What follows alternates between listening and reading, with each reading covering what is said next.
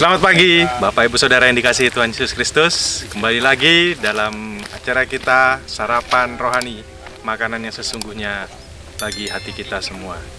Bapak Ibu Saudara yang dikasihi Tuhan Yesus, pada hari ini, beberapa hari terakhir ini, saya sedang berpikir dan bergumul akan satu kata yang akan saya buka pada saat nanti di pertengahan renungan ini. Jadi beberapa hari terakhir ini saya bergumul berpikir pada saat saya memiliki usaha yang tidak sesuai apa yang saya harapkan, yang saya inginkan, kata ini muncul. Dan sambil saya berpikir, sambil saya bergumul, pada hari kemarin, Sabtu kemarin itu, saya diwawancarai beberapa anak remaja. Kemudian saya tanya, temanya tentang apa? Dan temanya itu sama dengan apa yang saya gumulkan dan saya pikirkan beberapa hari terakhir ini. Dan saya begitu merinding dan kaget seperti kepingan puzzle yang terhubung. Begitulah kuasa Tuhan, begitu hebat dan ajaib, Bapak Ibu Saudara. Dan saya akan membuka satu kata ini, yaitu bersyukur. Nah, bersyukur dan percaya ini adalah hal yang saling berhubungan. Kalau kita bersyukur, berarti kita percaya bahwa Tuhan yang memberikan atau mengizinkan sesuatu apapun itu terjadi pada kita. Dan bersyukur ini adalah tindakan yang sangat mudah saat kita mendapatkan sesuatu yang kita inginkan. Yang jadi pertanyaan, apakah bersyukur ini juga bisa menjadi tindakan yang sangat mudah saat tidak sesuai apa yang kita inginkan. Seperti contohnya bisnis yang berjalan kemudian tidak sesuai apa yang kita inginkan, entah itu rugi, apakah kita masih bisa bersyukur akan hal itu? Nah, Bapak Ibu Saudara, bersyukur yang saya dapat adalah kita harus bisa bersyukur dalam kondisi yang baik yang kita inginkan maupun yang tidak kita inginkan. Di dalam 2 Korintus 12 ayat 9 saya bacakan, tetapi jawab Tuhan kepadaku, cukuplah kasih karuniaku bagimu, sebab justru dalam kelemahanlah kuasaku menjadi sempurna.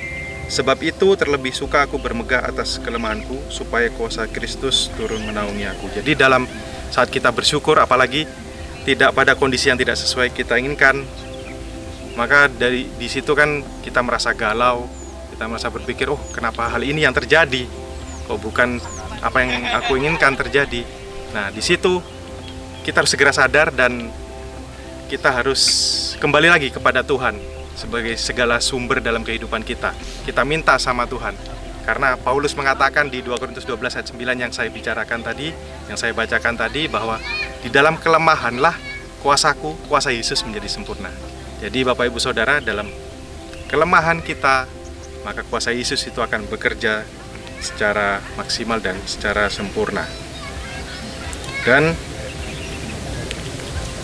bahwa Tuhan juga hadir dalam segala kondisi, baik itu kondisi yang baik maupun kondisi yang buruk.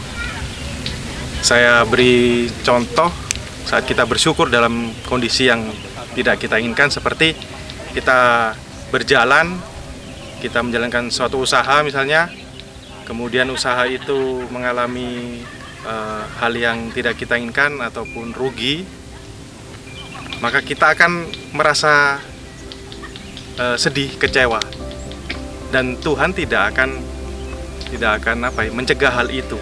Tuhan akan membiarkan hal itu terjadi. Tapi hebatnya Tuhan tidak akan membiarkan kita sendirian di sana. Tuhan Yesus akan menemani dalam kondisi yang terpuruk kita sekalipun. Dan di situ Tuhan akan menguatkan kita, Saudara. Jadi di dalam Ulangan 31 ayat 8, Ulangan 31 ayat 8, sebab Tuhan Dia sendiri akan berjalan di depanmu, Dia sendiri akan menyertai engkau, Dia tidak akan membiarkan engkau dan tidak akan meninggalkan engkau. janganlah takut dan janganlah patah hati. Tuhan Yesus sudah berjanji pada kita tidak akan meninggalkan kita dalam kondisi apapun itu. Jadi Tuhan mengajarkan kita bersyukur yang sebenarnya. Bersyukur dalam kondisi yang kita inginkan, kondisi sukacita, maupun bersyukur dalam kondisi yang tidak kita inginkan, yang bikin kita sedih atau kecewa. Kita harus mengucap syukur. Karena kita harus mengucap syukur, kita harus bersyukur di dalam segala hal. 1 Tesalonika 5 ayat 18, saya bacakan.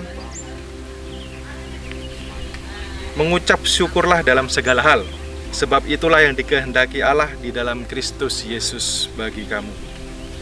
Bapak Ibu Saudara, kita harus mengucap syukur dalam segala hal, dalam segala keadaan, bahkan dalam kesusahan atau dalam kemakmuran. Keadaan kita mungkin tidak pernah begitu buruk, tapi bisa jadi lebih buruk.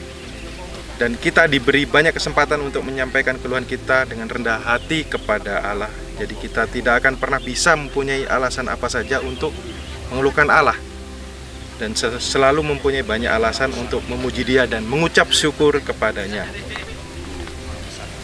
Jadi Bapak Saudara, mari kita sama-sama belajar untuk bersyukur dan mengucap syukur dalam segala hal.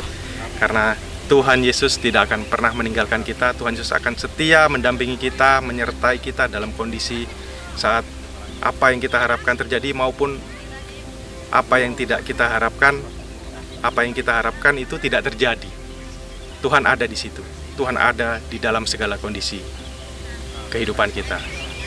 Nah, sekian renungan sarapan pada pagi hari ini, kiranya memberkati semuanya dan selamat beraktivitas. Tuhan Yesus memberkati. Mari Jo. Oh, makanya banyak ngomong. Nanti siapa yang jadi presiden sesuai PSI. PSI kemana itu pasti bakal jadi presiden.